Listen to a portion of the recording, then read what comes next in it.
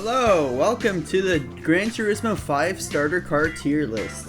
I've tested over 100 cars for this, so it better be worth it. There is likely to be errors because there's so many freaking cars, and I initially started work on this about like 8 months ago, so there probably is going to be a few mistakes, but most of it should be reliable information. So let's get into the details of why these cars are here and where they go.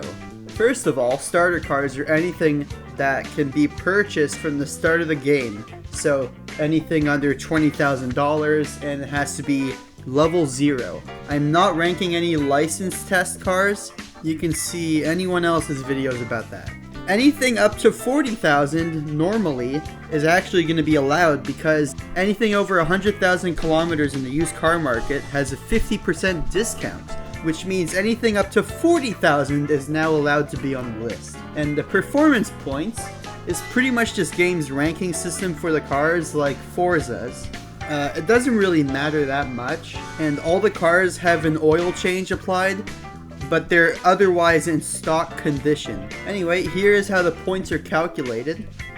You can read this on your own. I don't think I need to explain too much.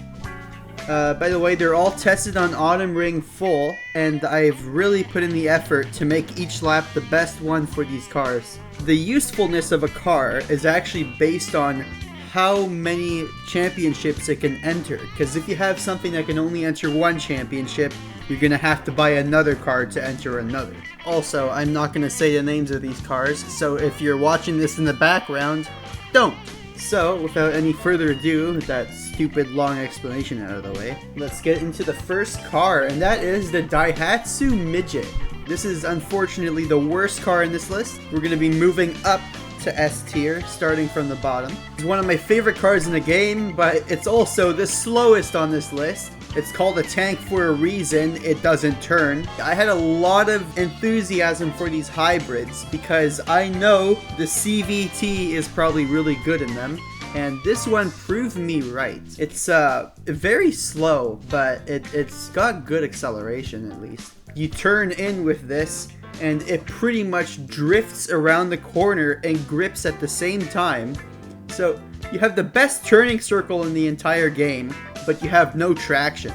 This one has a great turning circle, but it's very slow. Out of all the K cars, I chose this because it's so stylish. And let's be honest, they're all the same thing anyway. I don't care if this is slow, this is one of the most fun cars I've driven on this list, having correctable oversteer that doesn't impede the corner speed too much. The fact that the GT Wiki's picture doesn't feature the dark pink color is a criminal offense. It's just going to be useless in career mode. There's no four-wheel drive events other than rallies, but even then, this is too heavy to really make an impact there. Fast accelerating up to 4th gear and has stiff suspension. This tiny little car feels like you're going way faster than you actually are going. I had a lot of hope for this, but it sucks. The only thing that this has is 4-wheel steer, but all it does is just make this feel twitchy. It never runs out of acceleration, but it also drives like a bus. You could probably stick this on a track with a long straightaway and it will destroy the competition though. And finally, for D tier, I'm pretty surprised by how quick this feels around the track, but it's still very slow.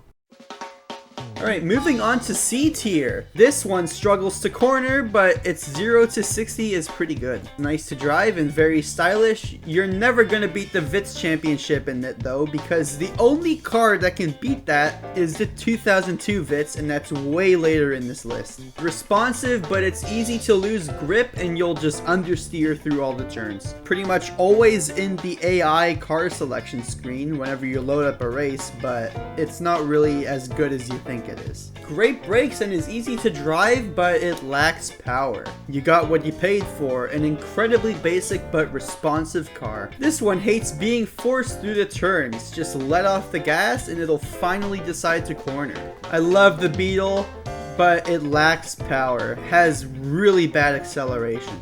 And then we have the king of CVT. This thing is so fast, but its handling lets it down. It's sluggish, and there's so many better options for cheaper. It's uncomfortable to drive, and there's always smoke pouring out the rear. Extremely average. If you just want a Lupo for that championship later on, don't buy this thing. Feels heavier than it looks. very average, but it's unstable when changing direction too quickly. You can't feel the all-wheel drive. This isn't bad for its points, but there's not really much to say about it. This one's pretty nice, but it requires a bit of technique. And then finally for C tier, feels like it has constant downforce, but it doesn't have good grip. Now moving into C tier, keep this at half throttle for most turns. If you use too much or too little throttle, it'll understeer or oversteer respectively. I'm honestly shocked that Honda City can't turn.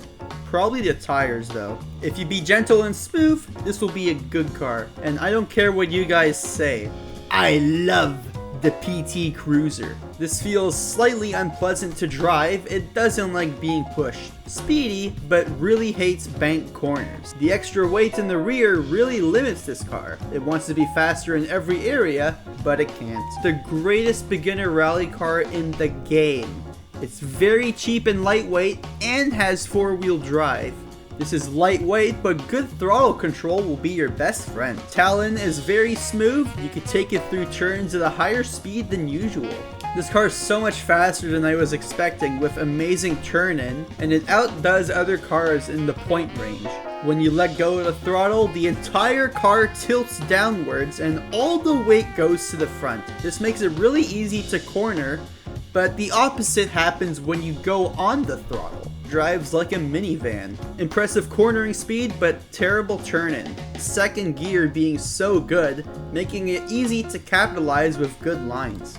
Drive the Skyline like the Sylvia K's. Also, this is rear-wheel drive, in case none of you have seen a rear-wheel drive Skyline before. This car has good grip, but unless you got power to back it up, forget it. Quick, but requires precise amounts of throttle to get through turns quickly. Great turn-in for an SUV. Make sure when you buy an Altezza, it says RS, not AS.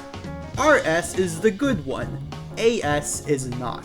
It loses all of its power past 90. This pretty much acts like it does an initial D. Very sluggish, but it'll never spin out on you since it seems to have natural traction control. This thing has apparently some kind of quote-unquote handling system in the description, but whatever it was all used on the first turn and I never felt it for the remainder of testing. This is so grippy and it does a really good turn-in, especially when you hit the handbrake. And finally for B tier, we have the Premium Civic. I can't believe it's available from the start of the game because it feels like a level 4 car or that modal Civic you get. Slight intermission before we get to A tier. Can I just say, the jazz music for Gran Turismo is so good. Oh my god. Alright, A tier. This car is incredibly consistent, maintaining the exact same handling through every corner. If you manage to find this, slap some sports tires on it and you'll be set for pretty much half the game. This concept car struggles pretty badly with hills. It's easy to drive and easy to control. Don't ask me why there's the same exact car. This is gonna show up another time in this list. And here is that VITS I was talking about. This is the good one. Slow turn-in and mediocre brakes, but it's good around the slower corners. This understeers, but that doesn't exactly hold it back because it's a good all-rounder. This is extremely fast, but it's not really good in any other department, so that's why it's all the way down here. And then this one is the exact opposite. It's very slow, but it like cheats the point system everywhere else. I had to nerf the points for every other car because of this. It works much better now, but still, you can't throw this into turns, but it corners quicker than the average speed on this list. Average and speedy. It doesn't lose grip that easily. Feels like a big sedan. This one's worse than the newer Miata. You can totally see that in the NRA championship, by the way. But it's very similar. Great turn-in with the strength to carry that speed through the turn. It's also easy to drive because your throttle pretty much dictates how your corner will go. This looks nice, but it's pretty average. And then we have the same exact car after it. Why did I do this to myself? If this had a stronger engine, it would easily be first place in lap time. It doesn't change direction very well, but it makes up for it with grip. The same car, but with a different body. Above average cornering speed. This is a pocket rocket, but it's not really a rocket. It gets confused after the turn-in and seems to lose traction for half a second before regaining it. All aboard the road train! Choo-choo! Ah! This has above average handling, but doesn't oversteer at all. This car is very powerful. I actually got it to do donuts from a low RPM on a hill. This is swift with a tight turning circle, but its pace isn't as good as the other Hondas. Braking unsettles this and you can end up sliding when you reach the corner. I'm just saying, when I tried the real S16 Spec R in another tier list, I hope that's not as mind-numbingly understeery as this. And then finally for A tier, we have the good Altezza. Throwing this car's weight around brings massive consequences, but it's extremely fast in a straight line. Okay, starting off S tier with honorable mention because I didn't actually buy this car. I couldn't find it anywhere, but I know it's a good car. This one's really boring, 106 but heavy. The handling on this car is pristine. If it had more power, it'll easily be a contender for the top spot. This has lots of oversteer, but you can avoid that with a little bit of throttle control. Just coast a corner if you're unsure. Good luck entering a corner from anywhere below 50. This has a tight turning circle, but a lot of understeer. This car is pretty disorienting to drive. It picks up speed through the turns, so you really have to watch how fast you're going midway into a corner. It'll probably be a monster at capering though. Responsive and easy to drive. It gains speed through the turns pretty quickly. Lay off on the throttle during turns or you'll be understeering into a sand trap. And I mean completely let go of it. I'm sure it'll become a monster with good suspension tuning. This makes comforts feel like sport tires. It's so grippy. Unfortunately, its cornering ability doesn't make up for that. This is a faster accelerating 106 rally with more consistent handling. It goes slow in, full throttle all the way out. This is the best way to corner in this car and it will be near unstoppable with the right timings. Alright, now we're moving on to third place, the Toyota MR2 G Limited. This is a drift car. Slow and steady wins the corner. If you do anything other than that, good luck. Then we have the king of front wheel drive. If you've ever played Need for Speed Shift, you'll be a pro with this car because it power slides so easily. And then finally at number one, the king of the starters, the one that destroyed everything else on this list, the Toyota Celica SS299. It's low and fast and it's truly a sports car. And it pretty much knocks out every category. And that's it for the list. You can see the full tier list here again. But other than that, that's the video. By the way, if you want to make a ton of money in Gran Turismo, Dream Car Championship and your fastest car. If you got something that can win it AFK, just leave your PS3 on for like an hour or two and occasionally click the X button to switch to the next race. You'll get a lot of money. Anyway, I hope you enjoyed. That's it. See you later.